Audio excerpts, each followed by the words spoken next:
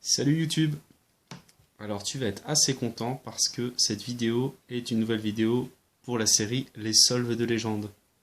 Bon, là où tu vas être peut-être un peu moins content, c'est que j'ai décidé de parler du très récent record d'Europe de Juliette Sébastien.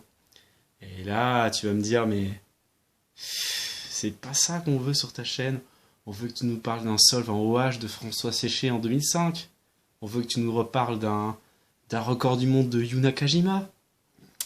Et ouais, mais il y a une raison quand même particulière pour laquelle je m'intéresse à cette résolution de Juliette. Et je vais y revenir après que vous ayez vu donc la petite vidéo où elle va réaliser cette incroyable performance et se placer 5e mondial avec une résolution en 4 secondes 44. Allez, c'est parti.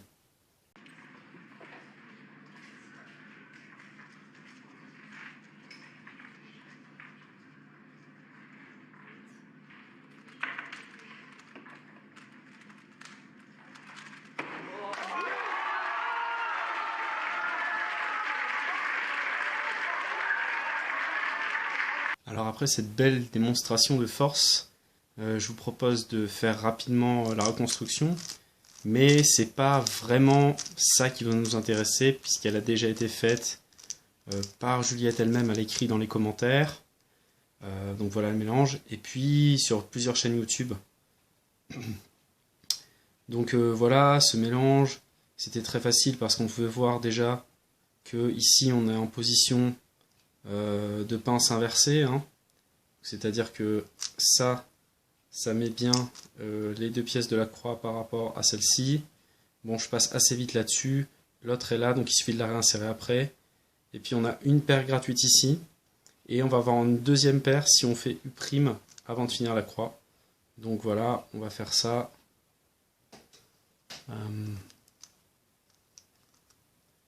Là, on finit la croix. Et voilà. Donc qu'est-ce qui se passe? On a cette paire gratuite. Et là, comme déjà expliqué par Juliette, ici, elle s'est trompée. Elle a inséré cette paire dans ce slot. Puis ensuite, elle a continué la résolution en remettant la bonne paire dans le slot. Puis en insérant celle qu'elle avait sortie. Elle a eu une nouvelle paire gratuite multislot. Et puis ce LL d'une facilité incroyable que vous aurez tous reconnu et qui ne donne pas de PLJ et qui ne donne pas la honte sur YouTube, n'est-ce pas? Voilà, donc ça c'est la reconstruction normale. Maintenant, on va en venir à ce qui m'a intéressé et interpellé dans cette reconstruction et surtout l'échange qu'il y a eu sur YouTube. Donc Juliette nous propose ici la résolution qu'elle a fait en parlant de la paire dans le mauvais slot. Donc là il y a quelques commentaires de random qui s'émerveillent, ahurissant, comme cette paire dans le mauvais slot, mais bien, enfin, des choses pas très intéressantes qui ont été dites. Voilà, quelques commentaires du genre. Et il y a cette personne qui dit qu'est-ce qui se serait passé sans cette mauvaise insertion? Sous-entendu, peut-être t'aurais fait encore mieux que 4,44, peut-être t'aurais fait 3,21, 2,80, 1,02, 0,65, on ne sait pas. Tout est possible. Et là, Juliette nous dit, j'ai regardé les autres solutions et c'était la seule qui était bien. Et ben ça m'a beaucoup intrigué parce que j'ai remarqué très vite que elle avait fait que des insertions en 3 quasiment. Donc soit ce genre de paire là. Voilà, moi je suis très très fort à une main comme Juliette. Soit ce genre de paire là, soit ce genre de paire là. Et qu'elle avait tourné le cube des rotations toujours dans le même sens, Y' pendant la solution. Donc je vais vous faire une petite démo de pourquoi ça m'a intrigué. Alors avec les mains un peu plus libres. Donc pourquoi je disais que j'étais intrigué par cette résolution et cette idée que les autres solutions seraient mauvaises. Donc comme je le disais, si vous prenez le cube et qu'aléatoirement vous échangez les paires comme ça, avec des rotations et des insertions, vous allez, en le faisant aléatoirement, assez facilement conserver le même LL. Même en mettant, comme je l'ai fait, les paires dans les mauvais slots. Donc ça marche à condition de ne pas trop mélanger les paires sur le dessus.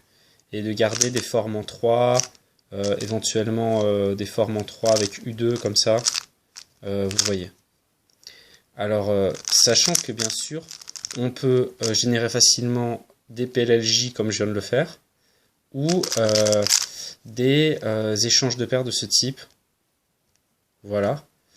Mais on va rarement modifier fondamentalement la permutation des pièces et encore moins leur orientation. Donc à partir de là, je me suis dit qu'il y avait peut-être d'autres bonnes solutions. Donc d'abord, ce que j'ai fait, c'est que j'ai regardé un peu ce qui se passait sur le mélange si on ne mettait pas cette fameuse paire dans le mauvais slot au départ. Donc c'est parti. On commence, première paire. On met la paire dans le bon slot. Donc pas comme ça, mais comme ça. Et puis on continue. On arrive sur ce LL, qui n'est pas terrible. Résolution. Donc en deux temps avec un Fruruf et une J-Sim. Maintenant, je vais faire un autre essai. Et je vais changer l'ordre des paires que je vais résoudre. On recommence. On insère cette paire. Et puis là, on va commencer par insérer celle-là. Et puis celle-là. Et puis celle-là.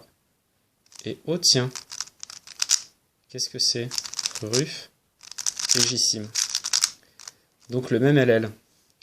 Donc là, on commence à voir que ça a l'air d'être possible, en changeant l'ordre de résolution des paires, d'obtenir le même LL. Là, je vais essayer un troisième. J'essaie de ne pas refaire un que j'ai déjà fait parce que ça pourrait vite arriver. Donc par exemple, qu'est-ce que je pourrais faire cette fois? Je pourrais insérer L en U2 pour changer. Voilà. Et là, je tombe sur quoi? Fruruf. Et J-Sim la même. Donc j'ai simplement changé mon LL d'un SUN parce que j'ai inséré une paire en U2 au lieu de l'insérer en U. Donc là, on se rend bien compte que l'influence de l'insertion des paires sur le LL est très minime quand on n'a que des paires en 3 et quand on ne les casse pas en les échangeant les unes avec les autres. Un peu comme ma démonstration sur le cube à vide tout à l'heure. Voilà, alors pour finir, je vais donner donc enfin des exemples sur le solve.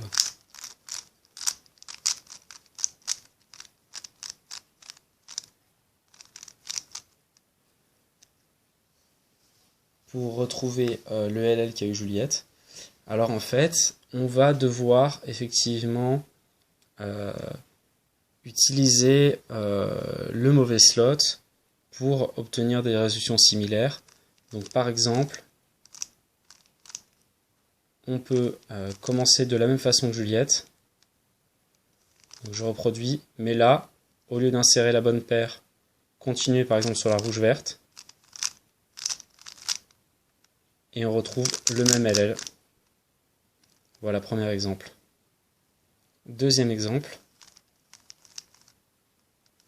Donc cette fois-ci, on va commencer, non pas par la paire gratuite, mais par insérer dans le mauvais slot. On va continuer avec la même paire que tout à l'heure. Puis celle-là. Puis on va enfin insérer dans le bon slot ici. Et on va retrouver encore le même LL. Donc de retour avec le mélange fait à nouveau. Encore un autre exemple. Donc on commence toujours avec le même départ. Évidemment. Cette fois-ci, on va recommencer ici. Mais on va mettre cette fois-ci cette paire-là dans le mauvais slot. Ensuite, on va résoudre celle-ci avec une insertion en U2. On continue. Et là, on va faire ce cas insertion, insertion, et encore le même LL, c'est bien le même couleur, etc. Donc à noter que en cherchant dans toutes ces variantes, on peut trouver des variantes intéressantes avec des skips, par exemple des skips de l'OLL, voire des LL skips. Donc il s'agit d'arriver toujours avec le même départ, à insérer les paires dans le bon ordre, pour se retrouver soit à insérer la dernière paire en RU', R', je vais montrer pourquoi après, soit un exemple que je vais montrer là, avec le même début que tout à l'heure. Donc j'insère la mauvaise paire ici, j'insère en U2, je continue, tac.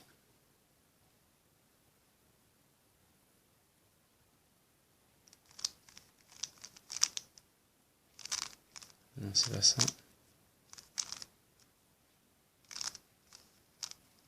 Voilà, comme ceci. Et ici, je peux forcer le skip du dernier étage. Donc, ça c'était un petit exemple. Et ce que je voulais dire, une dernière chose que je voulais dire, c'est que si on termine effectivement sur... je sais plus dans quel sens c'est, comme ça je crois. Ouais, c'est comme ça.